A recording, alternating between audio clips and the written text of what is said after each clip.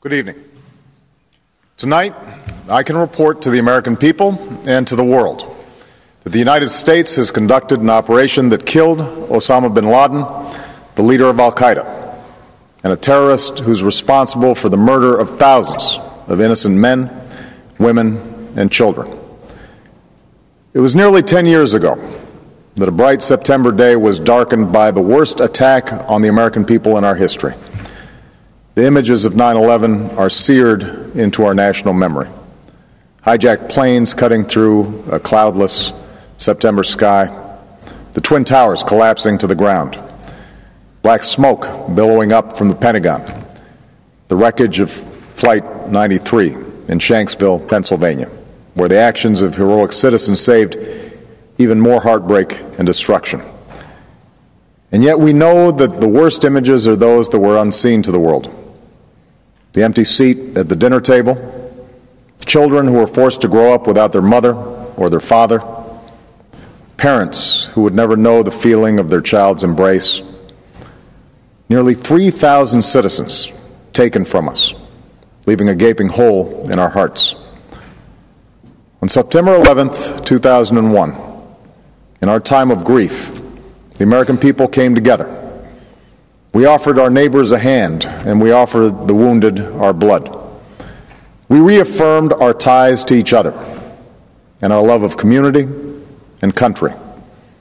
On that day, no matter where we came from, what God we prayed to, or what race or ethnicity we were united as one American family. We were also united in our resolve to protect our nation and to bring those who committed this vicious attack to justice.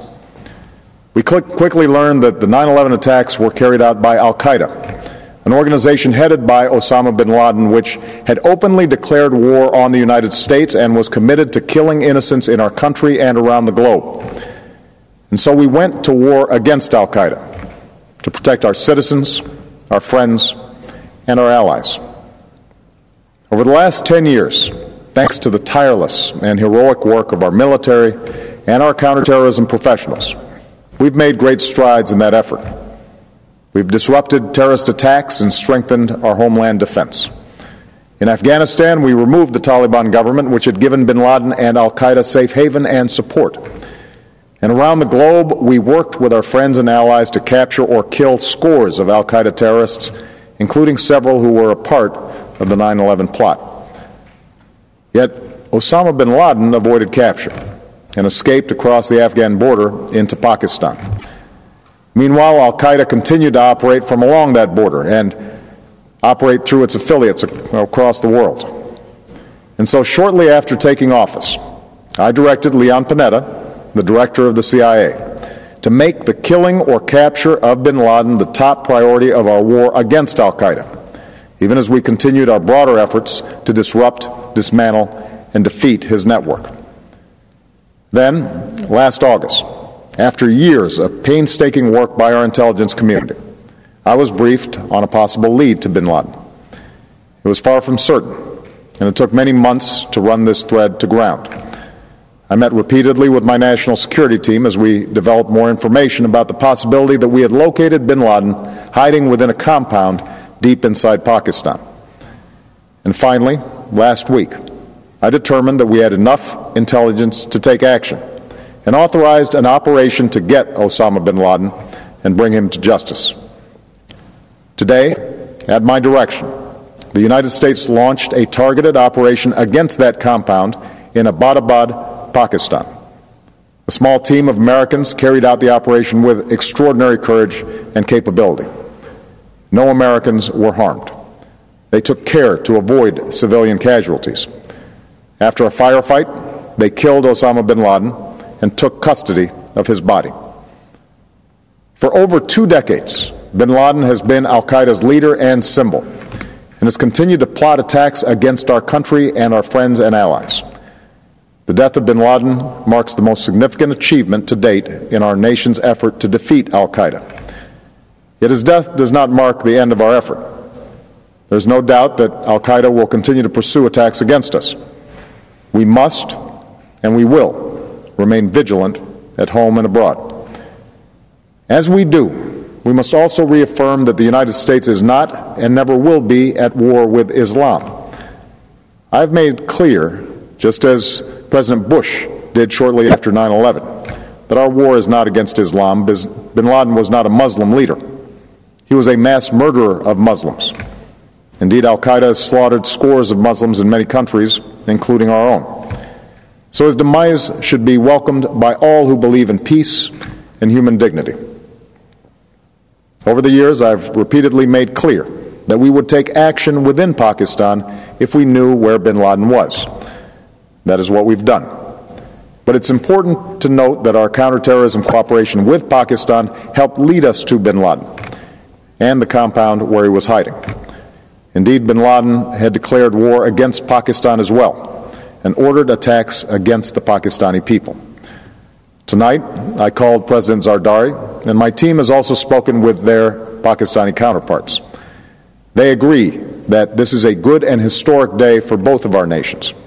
And going forward, it is essential that Pakistan continue to join us in the fight against al-Qaeda and its affiliates. The American people did not choose this fight. It came to our shores and started with the senseless slaughter of our citizens.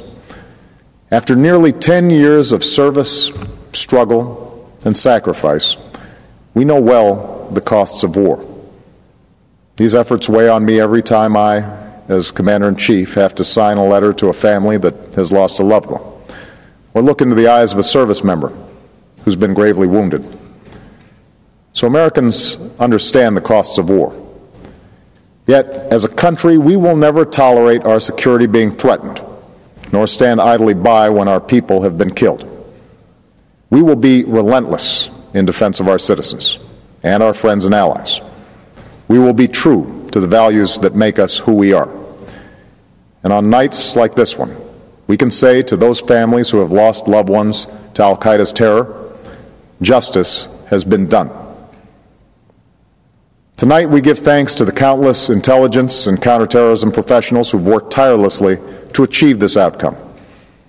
The American people do not see their work, nor know their names, but tonight they feel the satisfaction of their work and the result of their pursuit of justice.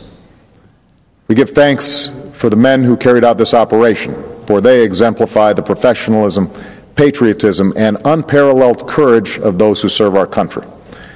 And they are part of a generation that has borne the heaviest share of the burden since that September day.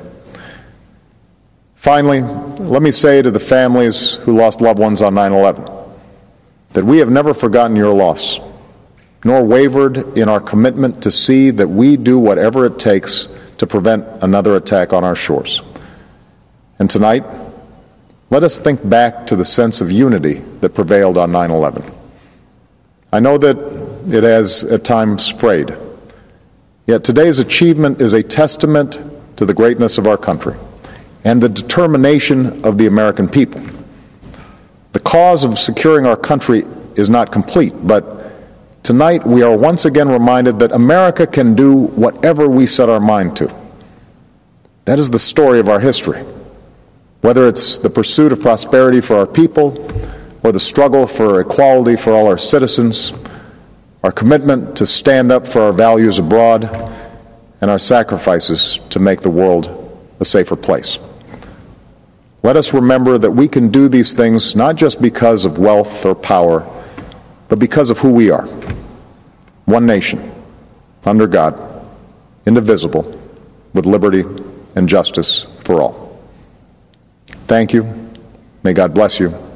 And may God bless the United States of America.